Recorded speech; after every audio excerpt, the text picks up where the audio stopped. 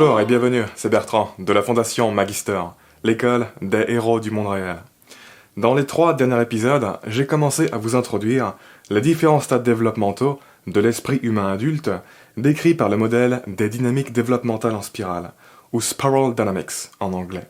Pour bref rappel, le modèle des dynamiques développementales en spirale s'intéresse à l'évolution dynamique du fonctionnement de l'esprit humain, de sa vision du monde, de ses valeurs, de ses priorités, en relation avec l'évolution des conditions de vie.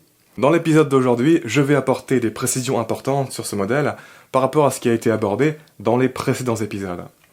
Tout d'abord, il faut noter que de nos jours, notre esprit s'étale rarement sur un seul stade. Non, on est une construction de plusieurs stades. Il y a souvent un stade largement dominant dans notre esprit, certes, mais il y a un mélange des autres couleurs. On peut grossièrement situer les stades dominants des gens vis-à-vis de leurs priorités et de leurs centres d'intérêt majeurs. Certains ont des priorités et des centres d'intérêt majeurs manifestement orientés orange. Ils valorisent le succès, la performance, le développement, le progrès, l'indépendance, l'innovation, etc. D'autres ont des priorités et des centres d'intérêt majeurs manifestement orientés vert. Ils valorisent le bien-être, la compassion, le partage, l'aide des autres, l'ouverture, l'égalité, etc. D'autres ont des priorités et des centres d'intérêt majeurs manifestement orientés bleu. Ils valorisent la stabilité, les principes, les règles, l'ordre, la discipline, etc. Cela dit, au cours de notre vie, ça change. La façon dont on est actuellement, la façon dont on sera dans le futur, ne croyez pas que c'est arbitraire. On est tous pris dans des courants et des processus évolutifs qui nous dépassent, et ce depuis notre conception. On n'est pas comme des îles indépendantes dans un océan. Non, on est comme des cellules d'un organisme, des cellules dont la membrane est très perméable. À grande échelle, les individus et les cultures ont tendance à passer successivement d'un stade dominant à l'autre, en suivant l'ordre que j'ai expliqué dans les 2 épisodes précédents, sachant que l'environnement est extrêmement conductif. Si tu déménages dans un environnement dominé par un stade différent du tien, ton esprit va être traversé d'influences et se développer naturellement vers ce stade. Encore une fois, je vous rappelle l'importance cruciale des influences mentales sur l'évolution de notre être, dont je vous parlais en détail dans l'épisode 81. Il faut aussi comprendre que les derniers stades de la spirale nécessitent un environnement bien développé pour se développer. Tu ne vas pas les développer tout seul si tu es dans un environnement qui ne permet pas leur émergence. Les derniers stades ne sont tout simplement pas viables dans des environnements plus primitifs. Tout est question d'adaptation. L'émergence du stade vert notamment, dans lequel les individus commencent à passer beaucoup de temps à s'intéresser à leur nature et à leur monde intérieur, ça nécessite une société bien stable qui permet d'utiliser son temps pour faire ça.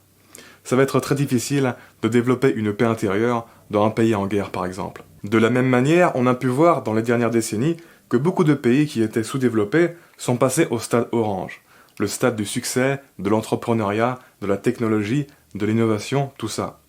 Un stade dans lequel les pays les plus avancés étaient déjà depuis bien longtemps. Ces pays qui étaient sous-développés sont passés au stade orange parce que les conditions de vie sont devenues propices à l'émergence de ce stade. Avant, leurs conditions de vie n'étaient tout simplement pas prêtes. Aussi, notez que l'on peut régresser quand nos conditions de vie se dégradent. L'exemple le plus frappant, c'est quand on devient très vieux et qu'on développe des démences, qu'on perd la tête, etc. On en revient carrément au premier stade, le stade beige. C'est à peine si on a conscience de notre propre existence. De la même manière, si on va habiter dans un pays sous-développé, ou que notre pays subit une crise, ou que l'on devient SDF, notre esprit va avoir tendance à régresser. Ça peut se faire de manière plus ponctuelle également quand on subit des crises passagères ou de la précarité.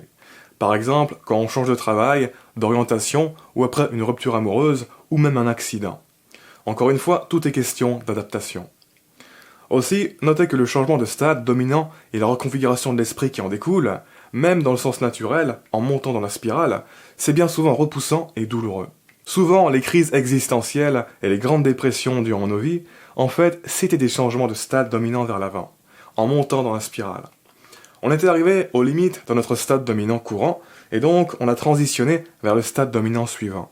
Si vous allez arriver au stade turquoise dans votre vie, vous pouvez être certain que votre organisme va temporairement être dans un état de crise et que vous allez croire que vous devenez fou. Notamment durant vos expériences d'éveil spirituel, quand tout va se connecter dans votre tête. Parce que c'est très radical comme expérience et comme changement. Autre note, quand on passe d'un stade dominant à l'autre, on a tendance à négliger les priorités du stade précédent. Et c'est ça qu'il faut essayer de retrouver pour développer un être équilibré. Parce qu'il n'y a pas un stade qui soit supérieur aux autres. Chaque stade apporte des fonctionnalités cruciales à notre esprit. Et donc, en fait, l'idéal, c'est d'avoir une expression saine de tous les stades. Et c'est de ça dont on parlera en détail d'ici 2 épisodes. Ne le ratez pas cet épisode, car ce sera l'épisode pratique de cette petite série sur la dynamique développementale en spirale. Autre note très importante sur ce modèle, on ne peut pas convaincre quelqu'un qui est dans un stade avec des idées d'un autre stade. Non, il faut faire preuve d'empathie systémique et arriver à communiquer aux gens à travers leur propre système de valeurs. C'est d'ailleurs l'une des grandes forces pragmatiques de ce modèle de nous faire bien réaliser ça. D'ailleurs, quand on arrive au stade jaune, et surtout au stade turquoise, on devient pratiquement immunisé à l'activation d'états émotionnels négatifs déclenchés par les comportements, les pensées et les réactions émotionnelles des autres. Parce qu'on comprend trop bien qu'à chaque instant, chaque personne en fait, elle fait de son mieux. Et donc on garde un état d'équanimité. Ça ne nous affecte pas.